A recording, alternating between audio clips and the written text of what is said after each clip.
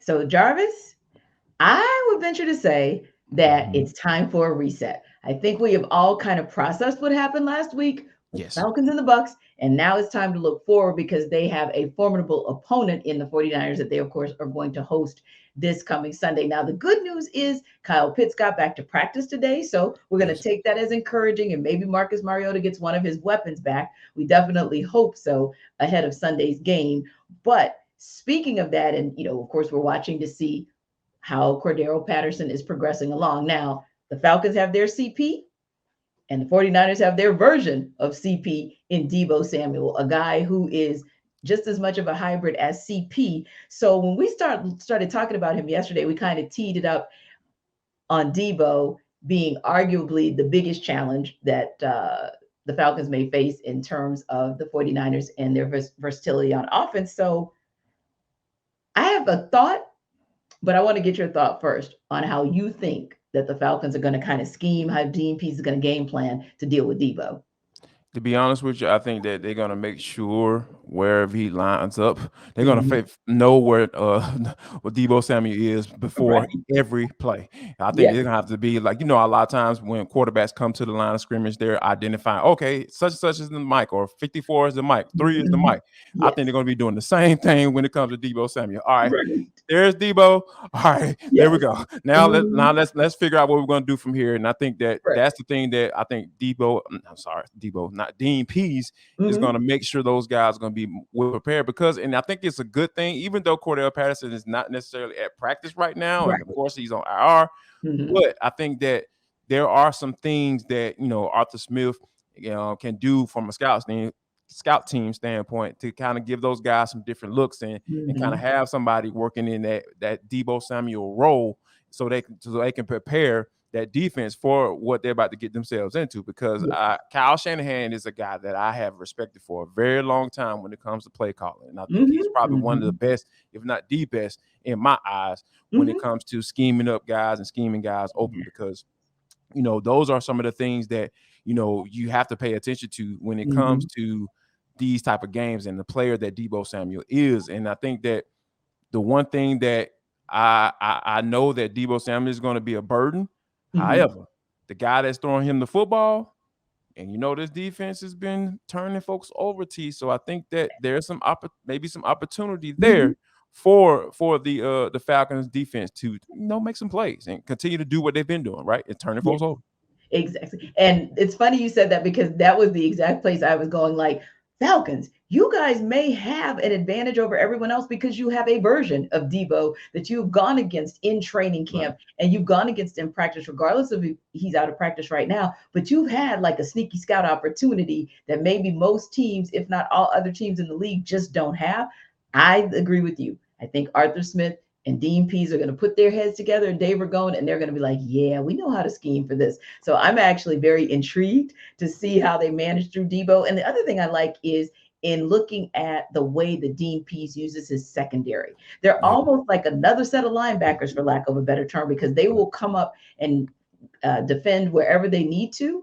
And I also think I like Angry Grady. You can't tell me that Angry Grady is not about to make something happen. Right. So, like you said, that's another way to affect Debo without affecting Debo. Because if Angry Grady and the rest of his D line end up, winning in the trenches, or they're able to get home and get after Jimmy Garoppolo, I'm feeling really confident about the Falcons' chances. I promise you, I like Angry Grady. I do. I No, do. no. And then can I add another one to that? Yes. Saquon Graham, oh my God, T. I was sitting Ooh, there watching TQ, film this morning, yeah. and TQ is this just dude, doing this it. dude, I'm talking about just perfect form and how he Yeah, split the double team. I may drop that video a little true. bit long, so y'all look out that for at Jarvis D9. I'm gonna drop a little bit later on for you guys because I think that when you think about just from a technique standpoint, the Mhm. dude is playing at a very high level to you. And Yes, that's something that has to be pointed out because a lot of people talked a agreed. lot of trash about Mhm. Taquan Graham, and I probably was one of those Truly. persons at that time. But Right. and coming into the spring and everything like that, Yeah, and looking at this guy now, understood. he's a guy that can be some guy a tandem that can take over this game because Tom Yeah, Brady talked about after the game. He was like, yeah. Grady, he said, I had nightmares about Grady Jarrett. And from coming from the GOAT, Like Right. that means a That's lot. impressive. You know, that's a stamp of approval. But Grady Jarrett might make the All-Pro team in the NFL off that comment alone. Right. You know what I'm saying? Like, But you oh, are we right. know.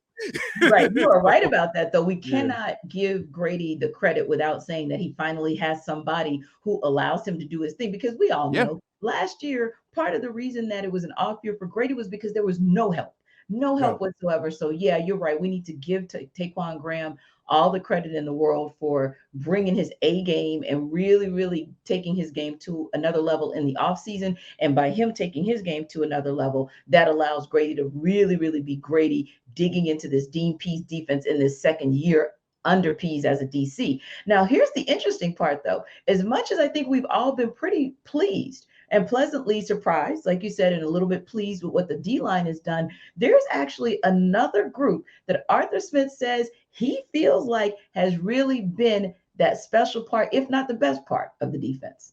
So going back to the inside linebackers who are on current roster, Mike Welker, we think's playing really good football, and the numbers show that. And same with Rashawn. They all have their strengths. And Troy, he played a little more in some of the two stack linebacker packages and thought he handled it well. And then he had a little bit for Nate, and maybe he has to play a little bit more because Mike was out.